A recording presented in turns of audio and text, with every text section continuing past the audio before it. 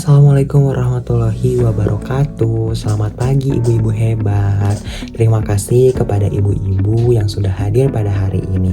Semoga ibu-ibu dan anaknya yang lucu-lucu ya pada kondisi sehat walafiat. Amin ya rabbal alamin. Ibu-ibu yang hadir pada hari ini, sebelum itu izinkan saya memperkenalkan diri. Nama saya Ridho Pangestu dari jurusan Promosi Kesehatan Poltekkes Kemenkes Bandung. Kehadiran saya di sini bukan untuk menagih hutang ibu-ibu semua, tetapi untuk memberikan sedikit informasi tentang pencegahan stunting pada anak. Karena tumbuh kembang anak adalah masa depan kita semua. Nah, di sini ibu-ibu tahu tidak, menurut data Kementerian Kesehatan tahun 2024, 1 dari 5 anak masih mengalami stunting. Artinya, masih banyak anak di Indonesia yang pertumbuhannya terhambat karena kekurangan gizi. Padahal stunting bisa dicegah loh Bapak Ibu sejak anak masih di dalam kandungan. Stunting di sini perlu untuk kita bahas karena dampaknya bukan hanya membuat anak kita terlihat pendek, tetapi mempengaruhi kecerdasannya, daya tahan tubuhnya, hingga produktivitasnya di masa depan. Penyebab utama stunting adalah kurangnya asupan gizi dalam jangka waktu lama, terutama pada saat 1000 hari pertama kehidupan, yaitu pada saat ibu hamil hingga anak berusia 2 tahun.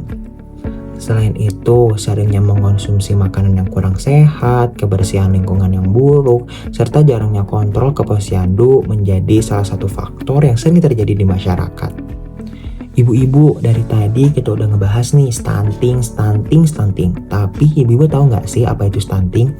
Nah ibu-ibu, stunting adalah kondisi gagal tumbuh kembang anak diakibatkan karena kekurangan gizi kronis yang ditandai dengan tinggi badan anak kurang dari standar anak seusianya. Nah ibu-ibu, anak yang stunting ini biasanya terlihat pendek, lalu sulit berkonsentrasi, mudah sakit, dan kurang aktif dibanding anak seusianya. Eits ibu-ibu, tapi tenang aja nih, stunting bisa dicegah, terutama jika ibu memperhatikan gizi anak sejak dini.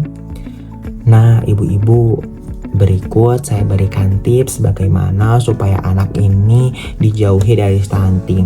Yang pertama adalah memberikan ASI eksklusif selama 6 bulan penuh tanpa makanan dan minuman tambahan.